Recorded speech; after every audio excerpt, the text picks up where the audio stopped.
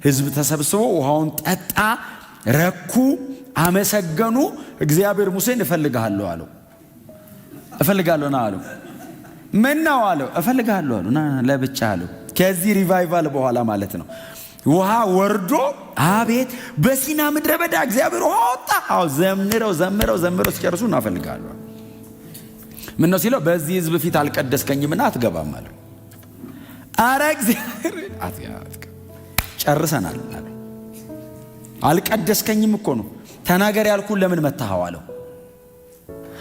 ምንድነው? በጣም እግዚአብሔርን ስትጠጉት እግዚአብሔር እናንተ ላይ ጠንካራ ይሆናል።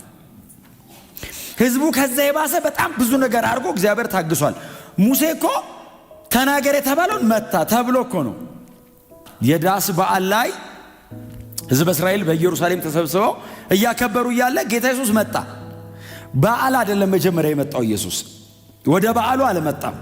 እና ወደ ቤቱ ሄዶ ጌታ ኢየሱስ ክርስቶስ ከወንድሞቹ ጋር ምክንያቱም ወንድሞቹ ስለሚል እናንተ ግቡና አንብቡት ምዕራፍ 7 እኔ አይደለም ጥቅስ ነው። እዚህ ውስጥም እናንተም ተመሳሳይ ነገር ስለምታነቡ እና ከወንድሞቹ ጋር ቁጭ ብሎ ሲያወራ ወንድሞቹ ምን አሉት? በተለይ አንደኛው ምናልባት ያዕቆብ ሊሆን ይችላል። በኋላ የያዕቆብ ደብዳቤን የጻፈው የኢየሩሳሌም ቤተክርስቲያን ፓስተር የነበረው ጌታዬና አምላኬ ያለው ያዕቆብ ማለት ነው። እሱ ሊሆን ይችላል። ምክንያቱም የቤት ውስጥ ከኢየሱስ ቀጥሎ የምታገኙት ሰው እሱ ነውና ጠጋሎና በዓል ነው ለምን አትወጣም አለው። ኢየሱስን ሊገሉት ፈሪሳውያን ይፈልጉ ነበርና የሚል ቃል አለ። ባይዘው ኢየሱስ ለመገደል ይፈልጋል እና እኔ መሲህ ነኝ የሚል አይነት ትምህርቶች እያስተማረ ስለሆነ ከአንዱ ከእግዚአብሔር በቀር ይህንን ሊያደርግ የሚችል ማንም የለም እየተባለ ስለሆነ ወንድሙ ነው ያውቀዋል። በአካል በአይነ ሥጋ አብሮት አለ። 30 ዓመት አካባቢ አንድ ቤት ነው የኖሩት። ስለዚህ እነኝ የምትል ከሆነ እስቲ ውጣ አለው።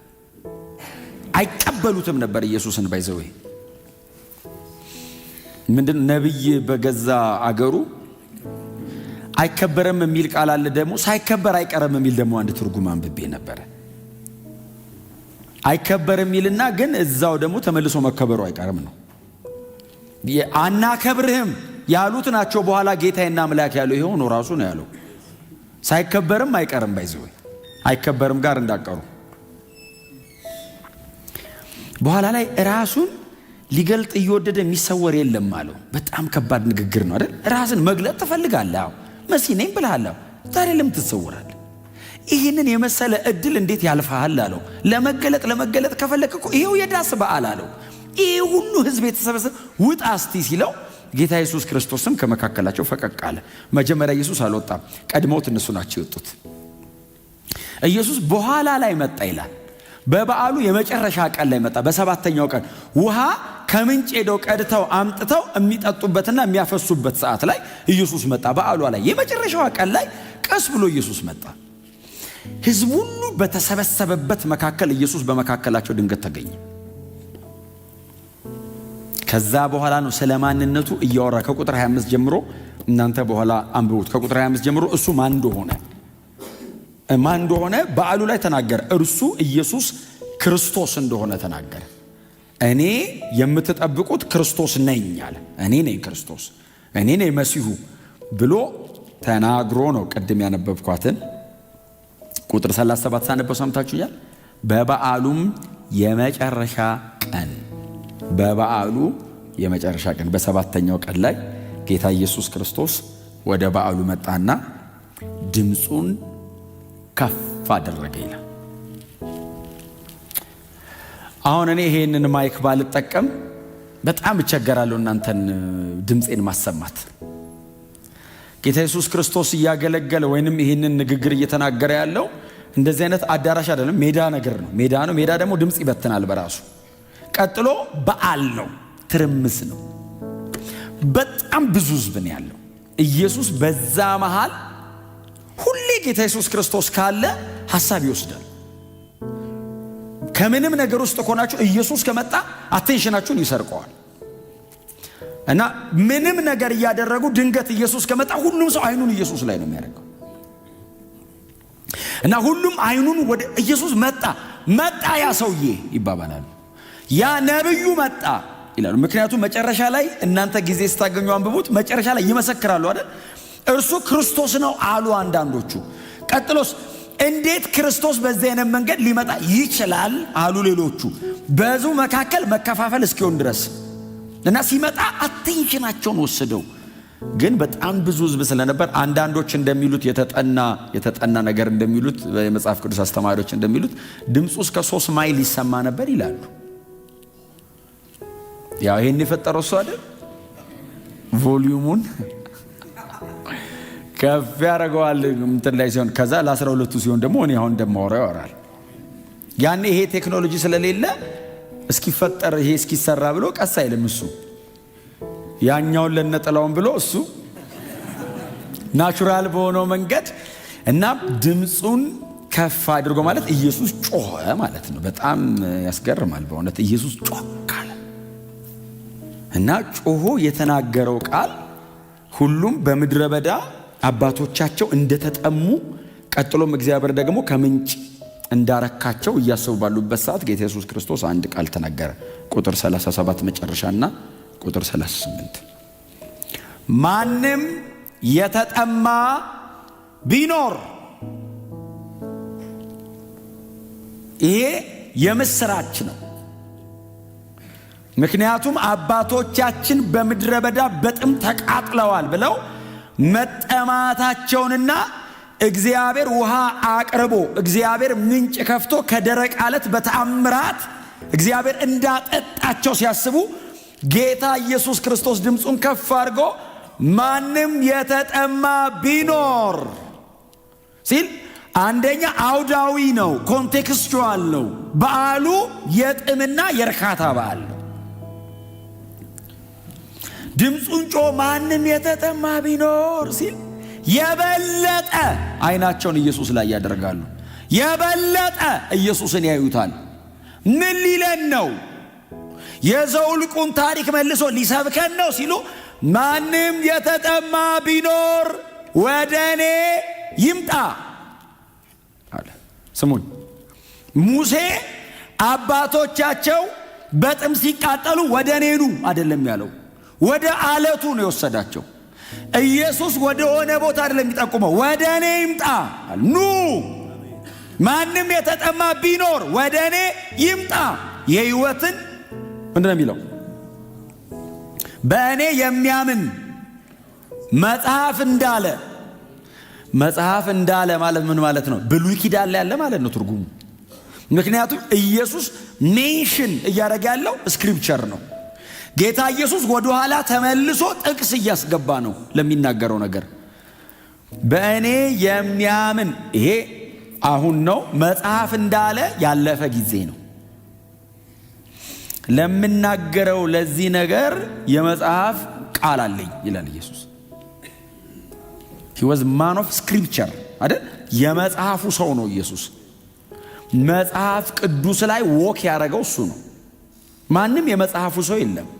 መጽሐፍ ቅዱስን ሰው ሊተረጉመውና ሊያብራራውና ሊሰብከው ይችላል። ኢየሱስ መጽሐፍ ቅዱሱን ተራምዶታል። የተጻፈው በሙሉ ስለሱ ነው። እሱ እግሩን ብድግ እያደረገ ሲራመድ ከዘፍጥረት ጀምሮ እስከ ሚልኪያስ ድረስ ወክ አድርጎታል። የመጽሐፉ ሰው ነው። ከዚህም በኋላ የሚጻፈው ደግሞ ስለሱ ነው፣ ወንጌላት ላይ ስለሆነ ከዚህም በኋላ የሚጻፈው ስለሱ ነው። ስለዚህ የመጽሐፍ ቃል ኢየሱስ አመጣ። መጽሐፍ እንዳለ የሕይወት ውሃ ምንጭ ከውስጡ ይፈልቃል። እዚሁ ዮሐንስ ወንጌል ምዕራፍ 4 ላይ ስትሄዱ ቁጥር 10 ላይ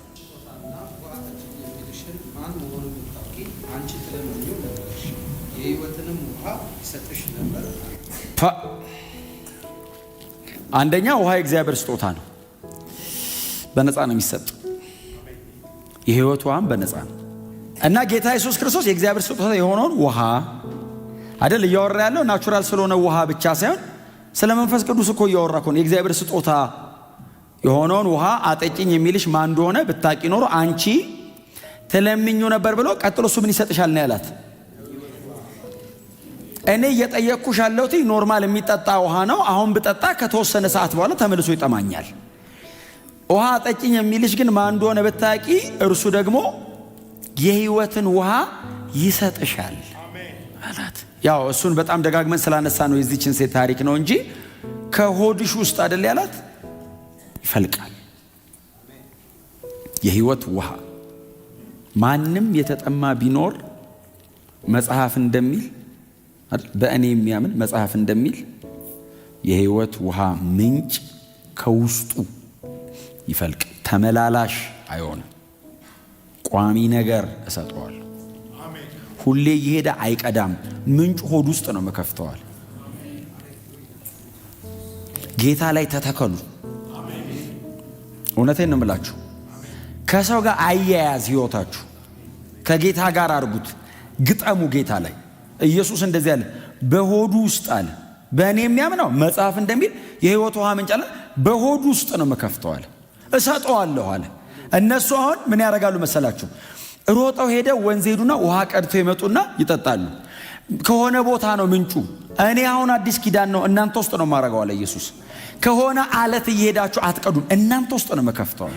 የብሉይ ኪዳኑ እኮ ተአምር እኮ በጣም አስደናቂ ነው። ሊሆን እኮ አይችልም እግዚአብሔር ካላረገው። አለት ውሃ አወጣ። አዎ ተመላለሰው ሄደው ነው የጠጡት። አሁንስ ሆዷችሁ ውስጥ ነው ማረጋዋል።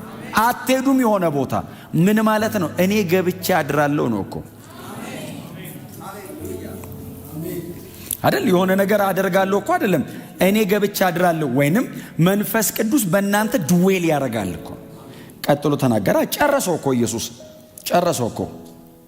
ይህን ያለው በእርሱ የሚያምኑ ስለሚቀበሉት መንፈስ ነበር እንጂ መቼስ ያው ሁላችንም ያው ቸርች ስለሆነ የምንኖረው እኔ አሁን እያወራ ያለሁት ስለ መንፈስ ቅዱስ እንደሆነ ግልጽ ነው።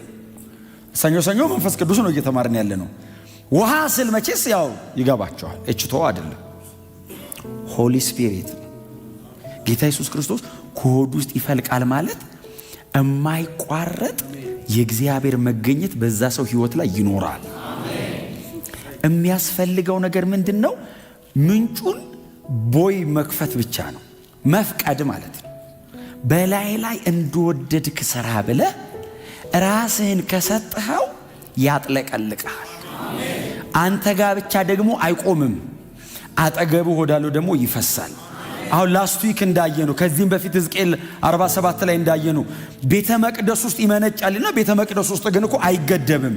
ይወጣና ይወርዳል አይደል? ወደ አረቡ ምድር ይወርዳል ይላል። ምድረ በዳውን ያለመልመዋል። በቀኝና በግራ የሚተከለው ዛፍ በሙሉ ቅጠሉና ፍሬው ለመብል ቅጠሉ ለመድኃኒት ይሆናል ብሎ ወደ ሞተው ባህር ደግሞ ይገባል ይላል።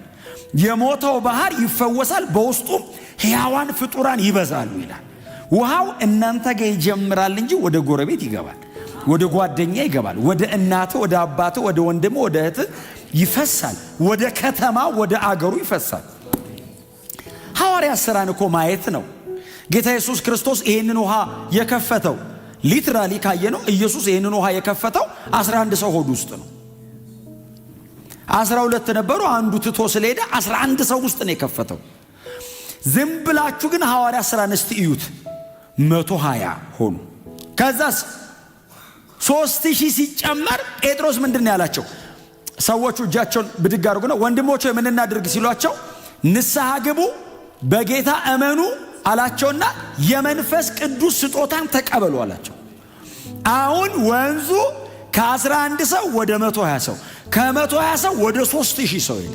ከ3000 ወደ 5000 ቀጥሎ ወደ ከተማ፣ ከዛስ እንደ አገር ወደ እስራኤል አልበቃለ ወደ ሮም አልበቃለ ወደ አፍሪካ፣ ኤዥያ፣ ዩሮፕ። አሁንስ ይሄው ዘንድሮ እዚህ አዲስ አበባ ወንዙ ሄያጅ ነው። አንድ በጣም ምፈራው ቃል አለ፣ እቋሪው አይፈወስም የሚል ቃል አንባቸው። ወንዝ ማለት አንድ ቦታ የማይቆም ነው። ወንዝ ከረንት አለው፣ ሁሌ ሄያጅ ነው ወንዝ። ስለዚህ እንትን አያጠቃውም ማለት ዲኬ ምናምን አያረግ፣ አይበላሽም። ቁጭ የሚል ፍሎ የሌለው ነገር ግን የመበላሸት እድሉ አሁን የተለያየ ነገር ይይዛል፣ ውስጡ የተለያየ ነገር ይፈጥራል። ውሃው ይበላሻል። ከዛስ እንደው ብታስወግዱት ጥሩ ነው። የተለያዩ ነገሮች መራቢያ ይሆናል። ጎናቸው ያለን ሰው እንዲፈስ ፍቀድለት በሉት። እና ጌታ ኢየሱስ ክርስቶስ ምንጭ አለ። ምንጭ ሁልጊዜ ሕያጅ ነው፣ ይወጣል ማለት ነው። ያለቀለት አምላክ ነው እኛ ውስጥ ያለው፣ እኛንን የምናድገው። ይመነጫል ማለት ምንድን ነው? ትጨምራለህ ነው። ወደ ሙላት ይመጣል፣ ይቆጣጠራል። በክርስቶስ ኢየሱስ ያመናችሁ ይህንን ኤክስፔሪየንስ እያረጋችሁ ካልሆነ ዛሬ ጀምሩ ይህን ኤክስፔሪየንስ ማድረግ አለባችሁ። ሕይወታችን መድረቅ የለበትም። በጌታ ሆነን ካመንን ሕይወታችን ከድርቀት ነፃ መሆን አለበት። ከጥም ወደ እርካታ መቀየር አለበት። ምክንያቱም በእኔ የሚያምን ያለው ኢየሱስ። ይህንን ለመቀበልና በዚህ ለመሞላት ምንድን ነው ኳሊፊኬሽኑ? በእኔ ማመን፣ በጌታ ማመን ብቻ በዚህ ሕይወት ለመኖር የመጀመሪያም የመጨረሻ መመዘኛ ነው። ክብር ለኢየሱስ ይሁን። ስለዚህ ሕይወቴ ላይ በጣም ድርቀት አለ፣ አስቸግሮኛል የምትሉ ሰዎች መድኃኒቱ ይሄንን ምንጭ እዚህ ውስጥ እንዲከፍተው መፍቀድ። ይሄ ምንጭ ከተከፈተ አንተ አትጠቁመውም፣ አንተ አትመራውም፣ ይወርስሃል፣ ይይዝሃል፣ ይቆጣጠርሃል። ሁሌ ፍሬሽ ነው የምትሆን። መንፈስ ቅዱስ ጋር አብሮ የሚውል ሰው ያስታውቃል። አይቆራረጥም ሕይወቱ። ሁሌ ፍሎ አለው። ሁሌ እሳት ነው። ሁሌ ሪቫይቭድ ነው። ሁሌ ወንጌል ሰባኪ ነው። ሁሌ በክርስቶስ ኢየሱስ የሚደነቅ ነው። የመንፈስ ቅዱስ ሥራ ይሄ ስለሆነ ማለት ነው። ከሆዱ ይፈልቃል አለ። ይህንንም ያለው በእርሱ የሚያምኑ ስለሚቀበሉት ስለ መንፈሱ ነው ይልና ቀጥሎ ደግሞ የሚናገራት አንድ ቃል አለች። እሷን ነግሬያችሁ ይብቃ። ምንድነው የሚለው? ምክንያቱም የሚለው ኢየሱስ ገና ስላልከበረ መንፈስ አልተሰጠም ነበር ይላል። ኢየሱስ ስላልከበረ ማለት የኢየሱስ መክበር እንዴት ነው እናንተ የምትረዱት? የኢየሱስን መክበር የኢየሱስ መክበር ሰፊ ነው አይደል? በተለይ በዮሐንስ ወንጌል ላይ ያለው የኢየሱስ መክበር ሞሮፍ ዮሐንስ ወንጌል። አሁን ዮሐንስ ወንጌል ላይ ስለሆንኩ ዮሐንስ ወንጌል የኢየሱስ መክበር የሚተረቁ አሁን የእግዚአብሔር ክብር በእርሱ እንዲገለጥ የሚላምባቸው ዮሐንስ 9 ላይ የእግዚአብሔር ክብር በእርሱ እንዲገለጥ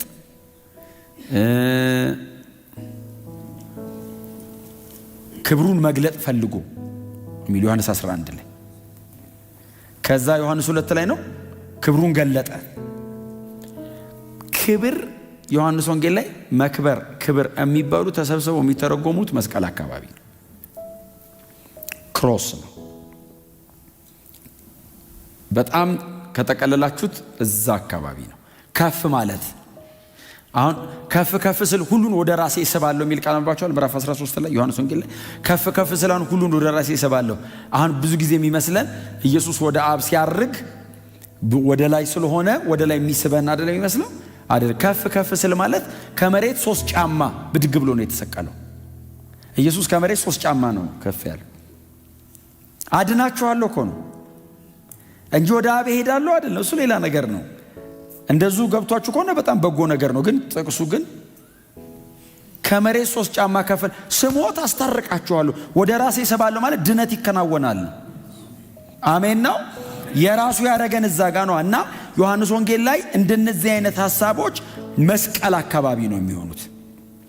እግዚአብሔር በሰው ገብቶ ለማደር የወሰነው የክርስቶስ ኢየሱስ የመስቀል ሥራ ቀን ነው። የዛን ቀን እግዚአብሔር ከኛ ጋር ታረቀ። መታረቁን የሚያሳየው እሱኛ ውስጥ ገብቶ በማደር ነው። ስለዚህ ኢየሱስ ገና ስላልከበረ መንፈስ አልወረደም ማለት ገና ነው። ኢየሱስ ገና ቆሞ እያስተማረ ነው፣ እየሰበከ ነው። መስቀል ላይ ከሚከፈለው ክፍያ በኋላ የምንቀበለውን መንፈስ ቅዱስን ጌታ ኢየሱስ ክርስቶስ አስቀድሞ አመልክቶ ተናገረ። ክብር ለእግዚአብሔር ይሁን። ቆመ ልጸልይላችሁ። ሃሌሉያ። እስቲ ጮክ በሉና ኢየሱስ ጌታ ነው በሉ። እስቲ ኢየሱስ ጌታ ነው። ዋው! ክብር